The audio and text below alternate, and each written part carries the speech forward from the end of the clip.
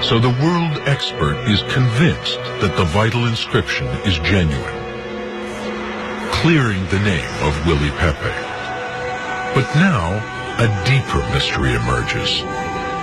According to Harry Falk, the script used for the inscription didn't exist when the Buddha died. And the only comparable urns are from long afterwards, too.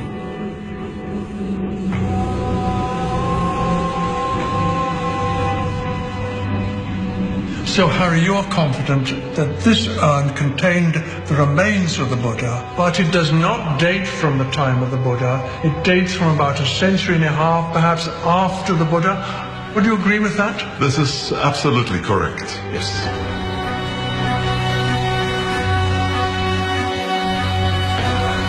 So how can it be that an urn that claims to have contained the remains of the Buddha was made at least 150 years after he died?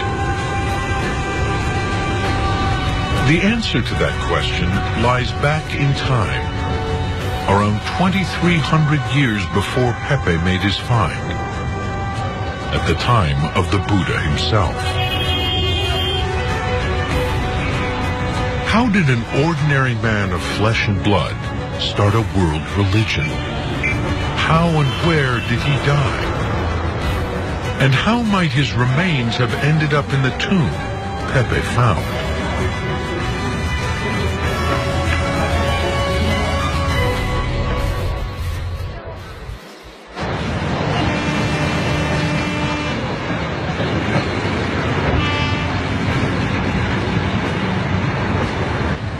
These are some delightful paintings of the Buddha, the life of the Buddha, which you see depicted in Janakpuri folk art. And when you look at images like this, it's very hard to remember that this is a real person. But the fact is, the Buddha was a real person of flesh and blood. In fact, we know as much about him as we know about Jesus Christ or indeed the Prophet Muhammad. He lived in the Gangetic Plains in the 5th century BCE. He was probably born about 500 and he probably died about 410 BCE.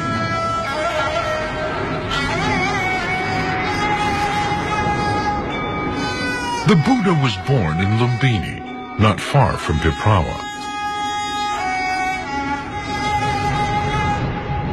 He was raised a royal prince, but in his early 30s, he fled the luxury of the palace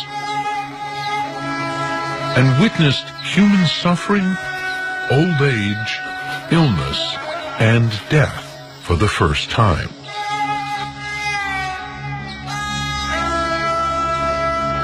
When he saw an old hermit at prayer, he rejected his former life and became a hermit himself.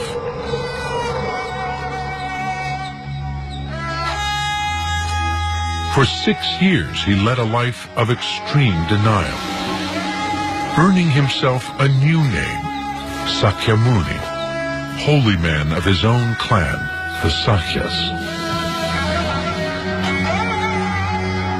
Then he came to the place that would bring him to enlightenment, Bodh Gaya. When Buddha first came here, it was nothing but trees and jungle. But over the centuries, Bodh Gaya has grown into a great holy site, as sacred as Mecca or Jerusalem.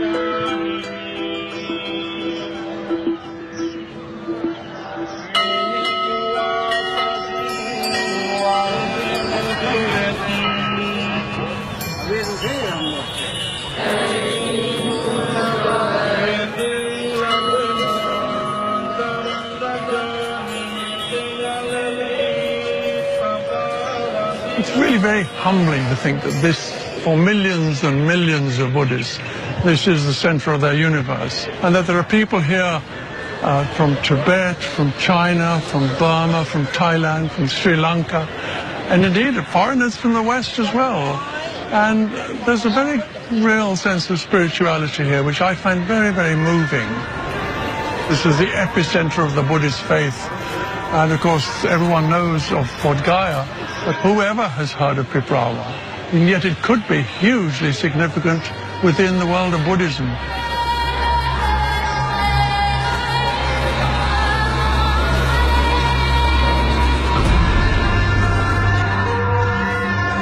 At the heart of this holy site is the Bodhi tree.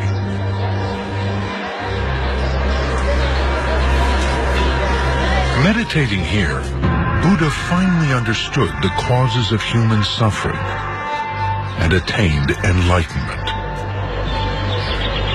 And so, a new religion was born. Buddhism.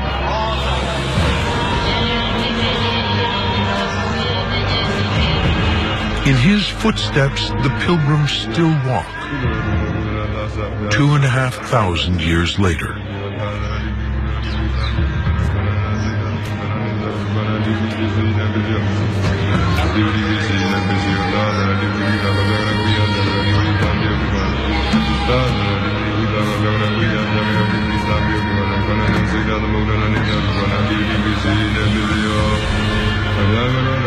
Here at Bodh Gaya, the Buddha transcended time, entering an eternal present without future or past.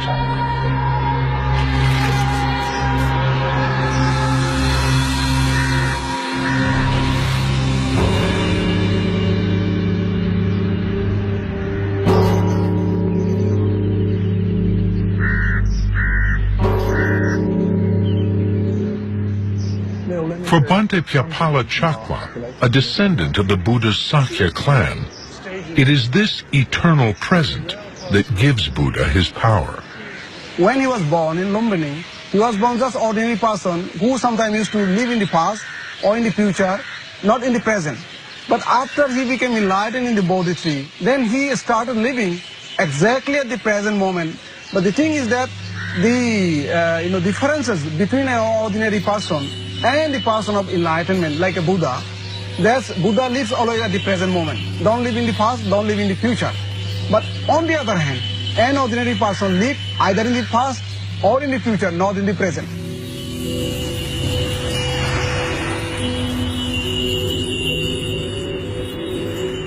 At around the age of 80, Buddha set out on his final journey, back to his homeland close to Piprawa. His route was marked, later, by memorial stupas and stone columns, where he delivered his last sermon,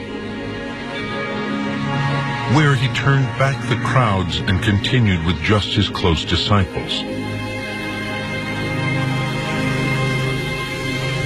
60 miles short of Lumbini, at Kushinagar, he lay down between two trees that suddenly flowered out of season, and he died.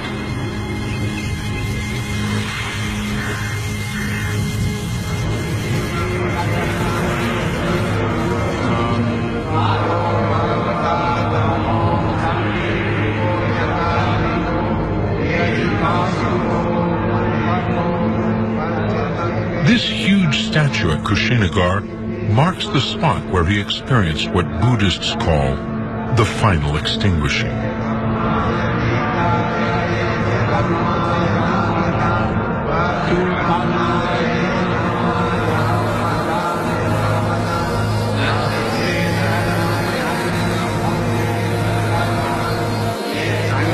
But it's what happened after his death that provides the vital clues to locate Buddha's true burial place.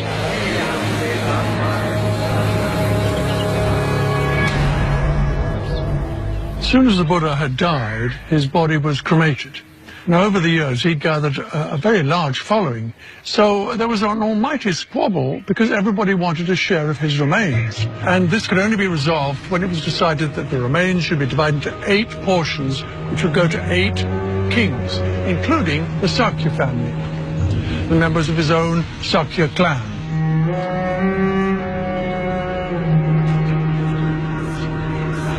The inscription states that the Piprawa urn contained this precious Sakya family portion.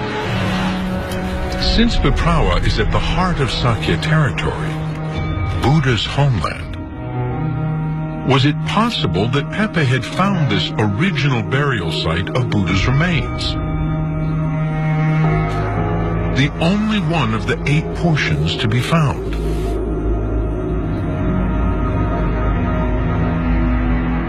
Perhaps. But that original burial would have been simple. The bones and ashes laid in the ground with flowers, buried under a mound of earth, nothing like the tomb that Pepe had discovered.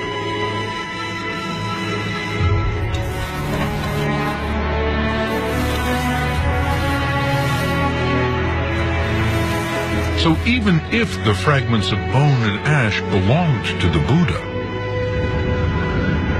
the elaborate tomb must have been created later by someone else.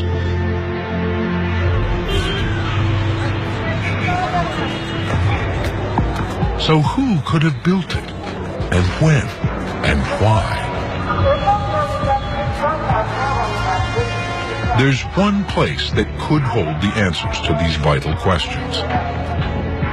A remarkable site at the very heart of India. Sanchi, 450 miles away.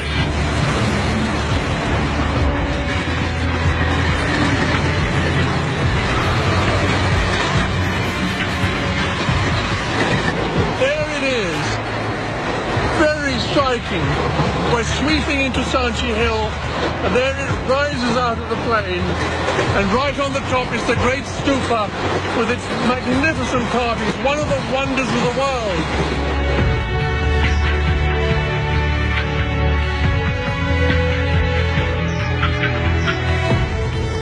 With its huge stupa, 50 feet high, Sanchi is a monument to the spread of Buddhism. Could it be that the man who first built this site was also responsible for the spectacular tomb that Pepe found?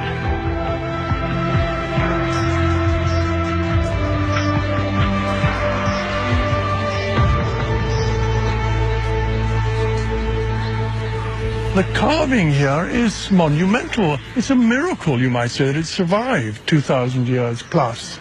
And here it is, and it's the only one like it. It's breathtaking. The monument was begun by a great emperor who converted his Indian empire to Buddhism 150 years after the Buddha died.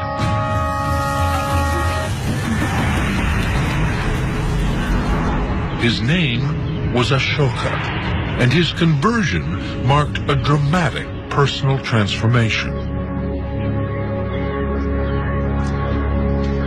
It's impossible not to be moved by the character of Ashoka. Here is an extremely violent, unpleasant, ruthless emperor who seizes the throne by violence, kills all his brothers, and then suffers some extraordinary change of heart and is suddenly converted completely, becomes a new man. And from that moment onwards, Asia has a ruler who actually rules by principles of morality.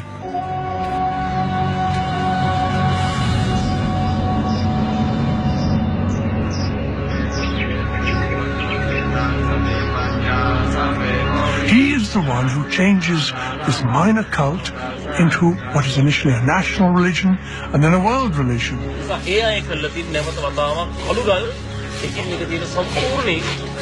Three crucial facts suggest possible connections between Ashoka and Piprawa. Sanchi shows how Ashoka built hundreds of brick stupas all over India. How he dug up the original portions of Buddha's remains and redistributed them to these new sites. Was Piprawa among them?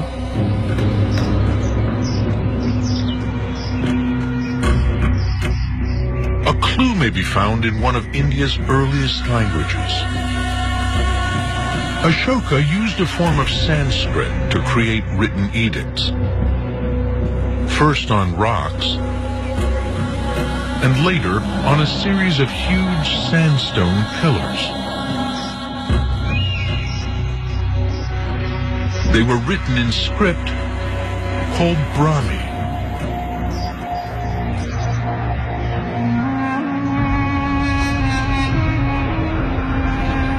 The very script used to make the Piprawa inscription.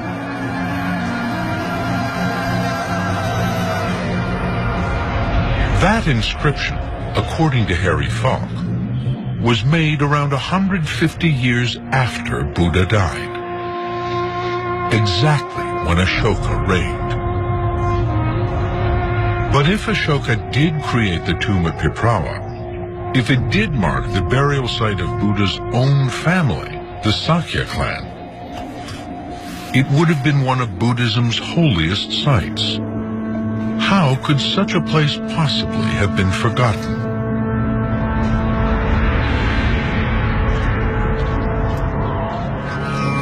The answer to that question lies in what happened to Buddhism after Ashoka died. Ashoka wanted to transform his kingdom into a Buddhist country, and in a sense that was a step too far.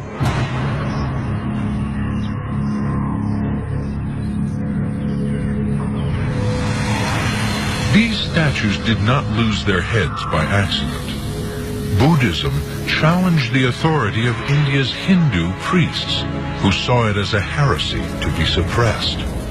And what the Hindu priests started, Muslim invaders completed.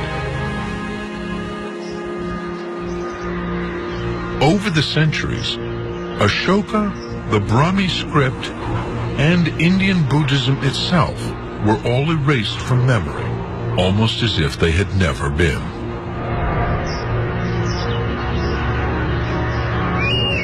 It wasn't until the 1800s that Buddhism was all rediscovered, mainly by British scholars.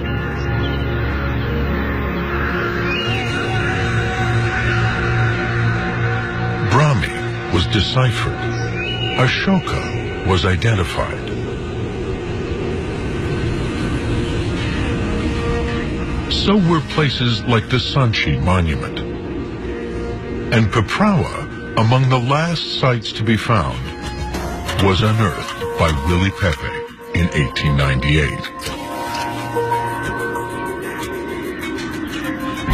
All the evidence seems to point toward Ashoka as the man who created this remarkable tomb. For world expert Harry Falk, the huge sarcophagus is the clincher. So this is 132, little less. The dimensions of the chest seem to fit the typical measurements of Ashokan artwork. The looks, the feel, everything smacks of Ashokan perfectionism. Harry Falk is convinced that the sarcophagus is made of sandstone from the same quarry Ashoka used for his pillars, and that it may even have been made at the same time as the nearby pillar at Lumbini.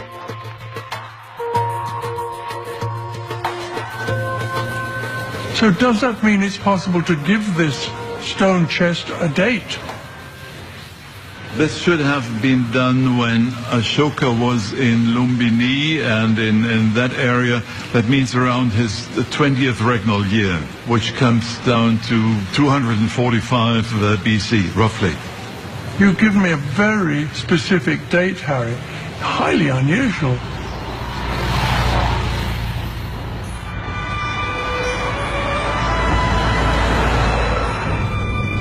Such a precise date is a breakthrough, but vital questions remain.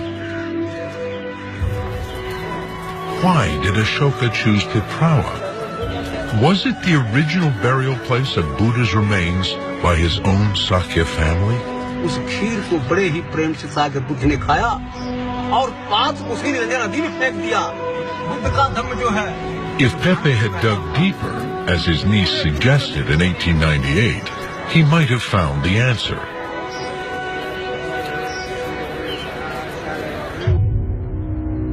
But many years later, someone else did.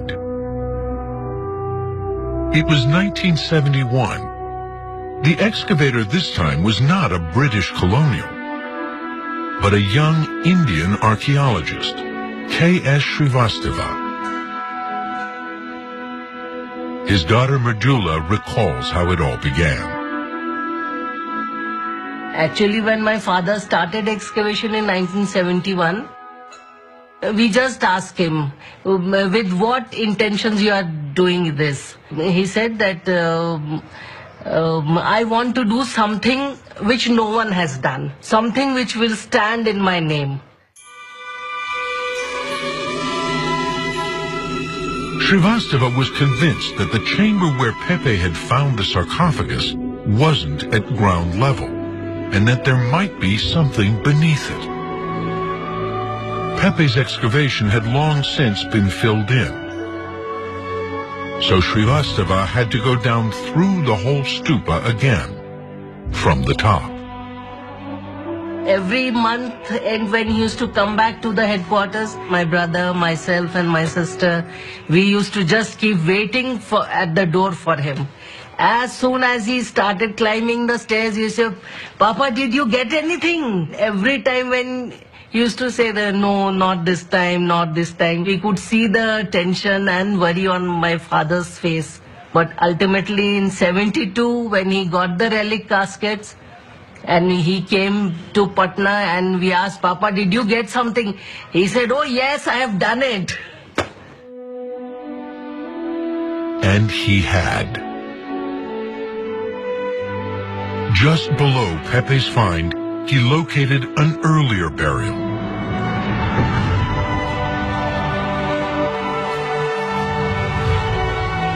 Two small chambers, each with a soapstone casket and some broken redware.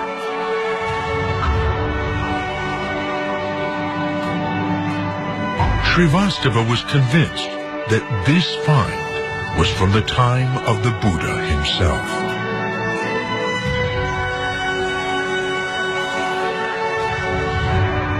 For Charles Allen, it's the final piece of the jigsaw puzzle, suggesting that this lower site was the original Sakya burial place, and that Buddha's ashes were moved from here to the elaborate new tomb above, just as the inscription said.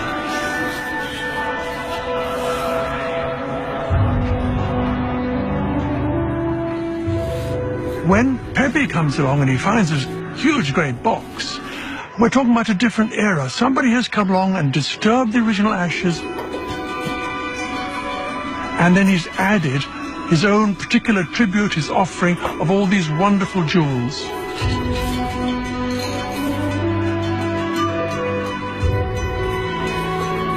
And we know that that person is almost certainly Ashoka, because this great box was Ashokan. The writing, almost certainly added to that inscription, is from the time of Ashoka. I can't tell you how relieved I feel, because when I set out on this journey, I had no idea if we'd come up with real answers, but we have. I'm pretty excited by it, frankly.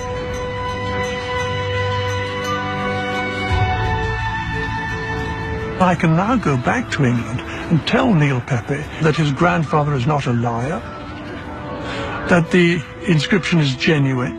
Not only that, I can say that the jewels that he possesses are indeed genuine. Now, let me show you some pictures from that trip. I can hardly believe it. It's a fantastic ending. But Charles Allen has done far more than clear the name of one man. For nearly 400 million Buddhists worldwide,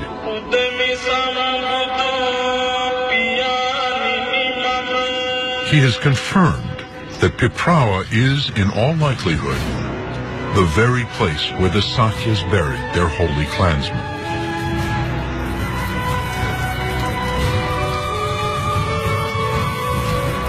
and where the Emperor Ashoka later built a magnificent tomb to give honor to the Lord Buddha himself.